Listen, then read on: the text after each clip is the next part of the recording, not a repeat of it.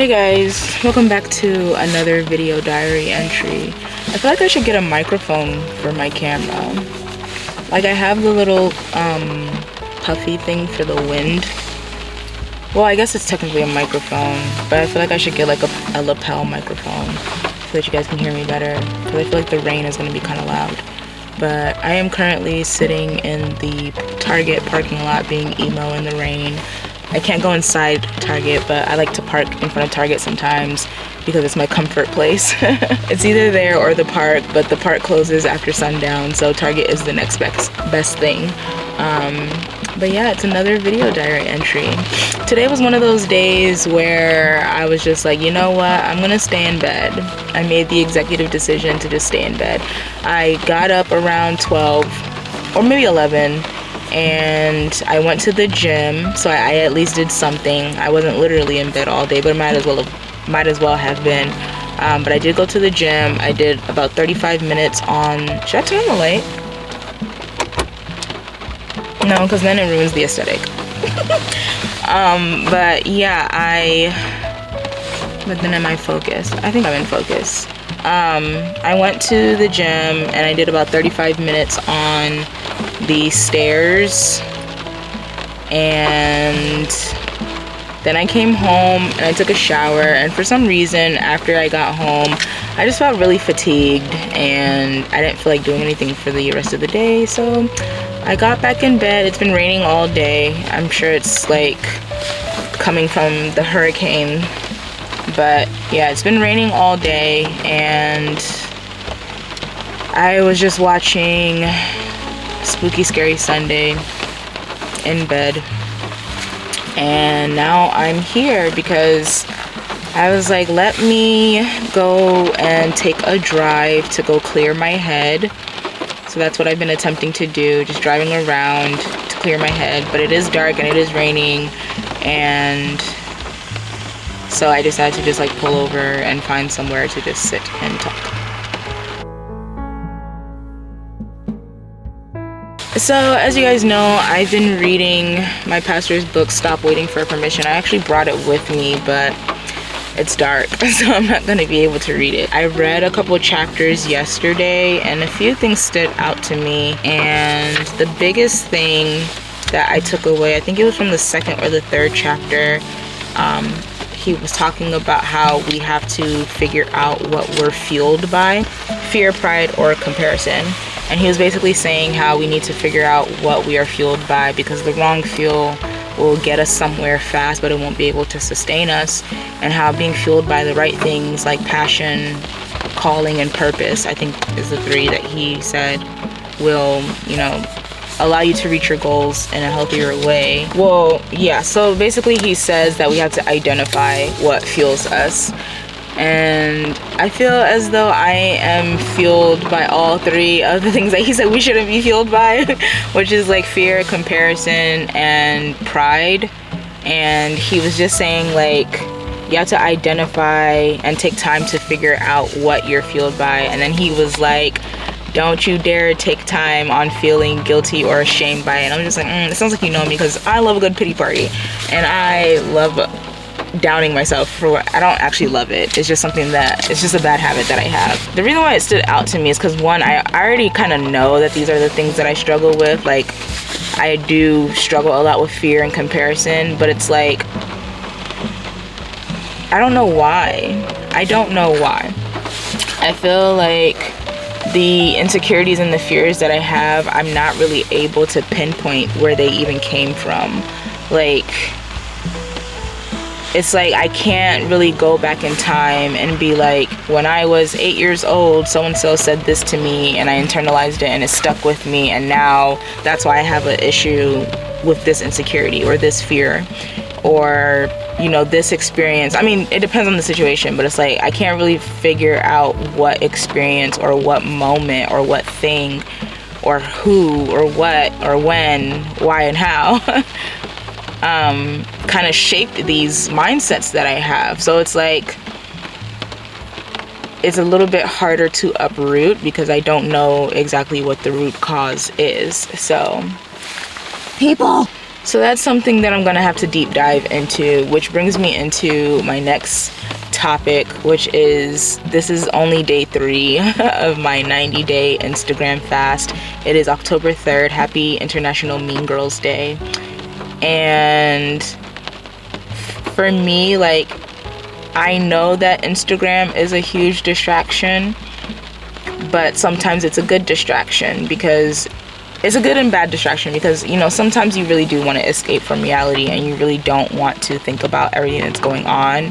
But at the same time, it's like the endless scrolling took me away from my thoughts. It took me away from all the negative thoughts that, and the anxious thoughts that plague my mind almost on a daily basis. If not daily, at least like every other day. So now that, or every time that I'm not on Instagram, there is like a bit of a relief, because it's just like I'm free from scrolling through my phone all the time. But now I have to face reality, and I don't have the distraction of scrolling on my phone. And this time around, I'm really trying not to just replace Instagram with other distractions. Like I haven't been on TikTok today, and if I have, it was probably for like less than 5 minutes. I was on YouTube for most of the day though, but yeah, I'm just trying not to replace one distraction with another distraction. So there's that. Last night I was watching this girl's video on her quitting social media.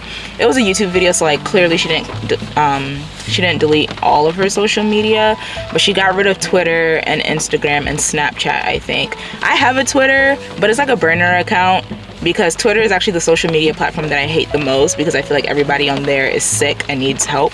And by sick and needs help, I just mean that everybody's just constantly angry, and everybody wants to make a dissertation and a thesis out of every single topic, and it's just like, bro, go outside and touch some grass.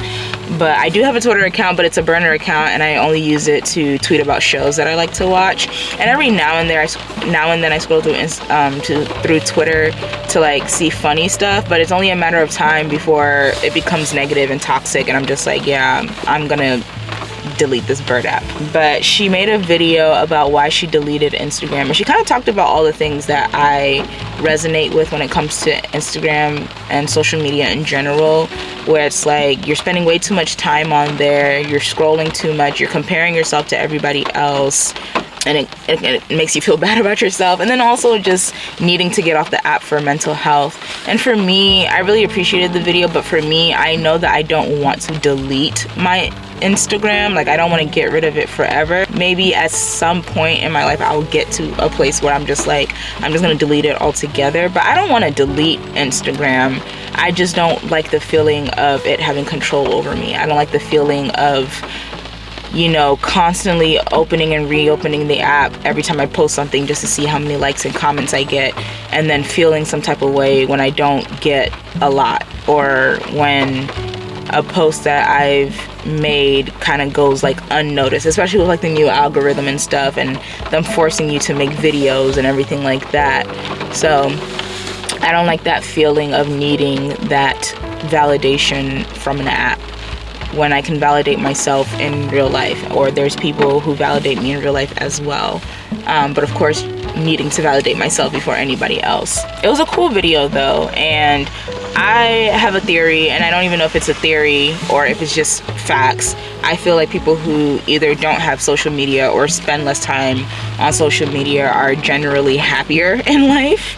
I have a friend, her name is Aaliyah. Aaliyah, if you're watching this, hi, I admire you. But she's like rarely ever on Instagram. And when she does post, she's like posting about like the latest book that she's read, and I'm just like, you're so cool. Like I want to be like you.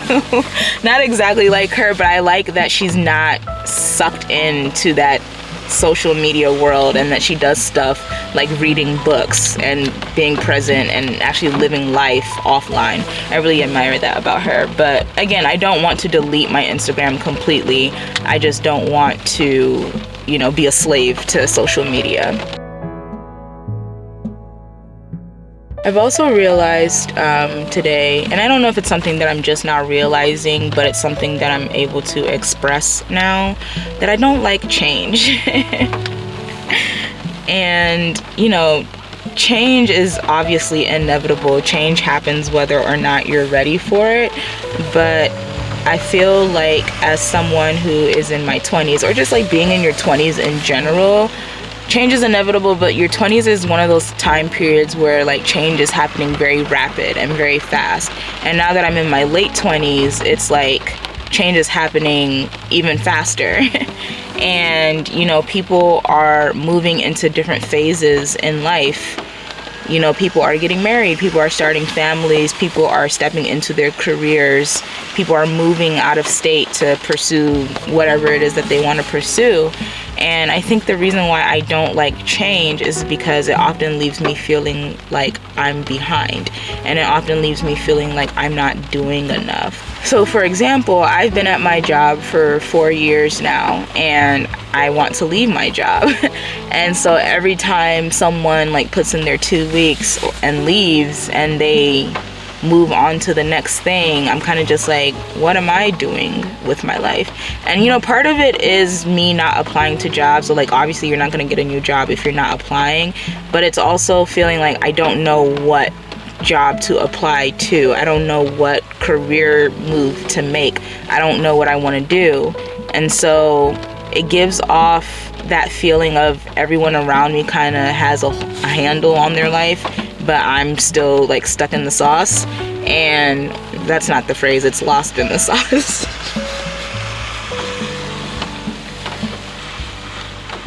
I don't know why that's so funny to me. What is stuck in the sauce? It gives off that feeling that everybody has somewhat of a handle on their lives, and everybody kind of knows what direction they're going in. Everybody kind of knows what their purpose in life is. And even if they don't know what their purpose in life is, they at least know what kind of job they want to pursue and things like that.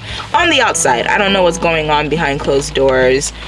So it's like, it's that comparison thing again, where it's like I'm comparing myself to what I see on the outside without actually knowing what's going on, but comparison nonetheless. And you know, so like when people that I know are moving into these new phases in life, maybe moving to a different state, maybe they bought a new house, or maybe they're starting a business, and the crazy thing about comparison is that that's not anything that I want to do. I mean, I want to get a house, but starting a business, at least not where I'm at in my life right now. I don't want to be an entrepreneur, but it's just like when you see other people kind of just like doing their own thing, you look at yourself and you're just like, dang, like what am I doing? And then I have this internal pressure, and it's very self-inflicted pressure that's telling me that I'm running out of time. And I'm 28. I'm still young. I know to some people it's like, oh my gosh, you're almost 30, you're old. I jokingly say that 30 is old, but 30 is really not old at all.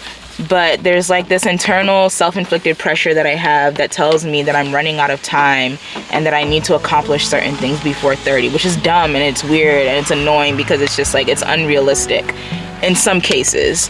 But I think it's more so like self-inflicted pressure, but then also feeling like, but I'm not doing enough to even move forward to begin with. If I was doing more, if I was putting myself out there more, then maybe I would have it a little bit more figured out. And I just feel like there's so many things about adulting that I don't know, and instead of it motivating me to learn more and like just teach myself certain things, I feel like I just get overwhelmed and I shut down.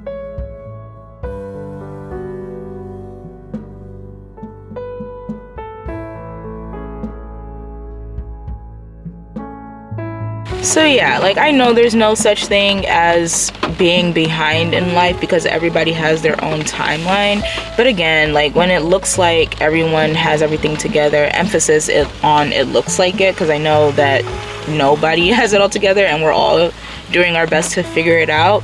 And adulting is ghetto, so no one has it all figured out. But when it looks like everybody's doing like these great things and you feel as though you're not accomplishing anything, then it's hard not to be discouraged, or it's hard not to be down on yourself. And I'm already a person who's super self-critical, so that doesn't help. Comparing myself doesn't help at all. I'm trying to figure out how to end this on a happier note. I don't know, I just feel like there's more that I could be doing. The only problem with the do more mentality is that I don't exactly know what more I'm supposed to be doing. And I think that's what overwhelms me the most.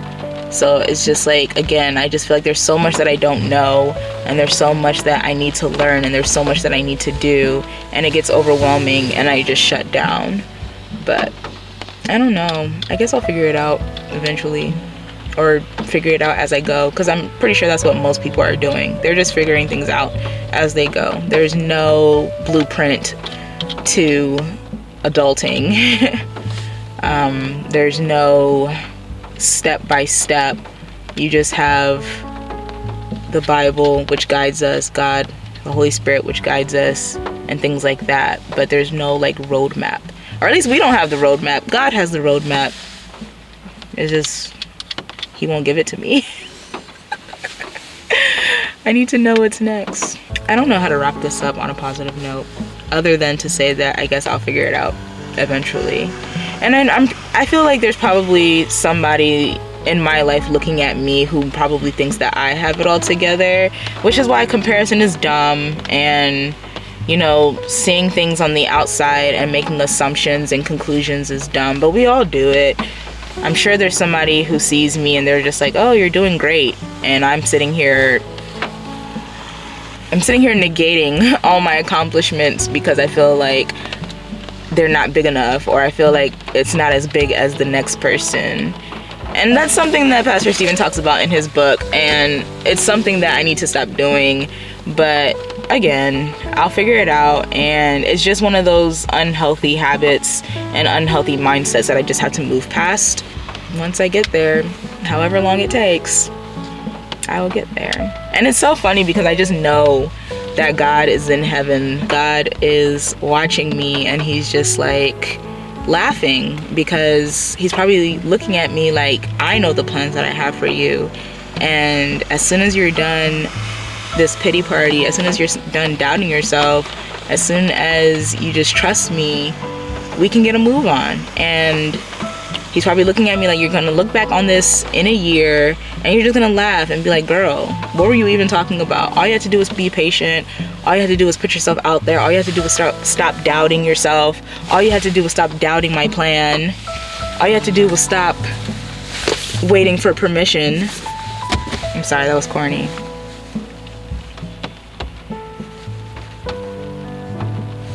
I want to go inside the Target so bad. But yeah, I think that's the end of what I have for today. I just needed to vent that. I wasn't planning on doing daily video diaries, but if that ends up being the case, then it is what it is. I don't think I will, but yeah. Today wasn't the best day, but tomorrow's a new day. And I mean, the day's not over. It has some time to turn around. I'll be up all night anyway because I will be at work, working the night shift, working the job that I will be leaving soon in Jesus' name. But yeah, bye.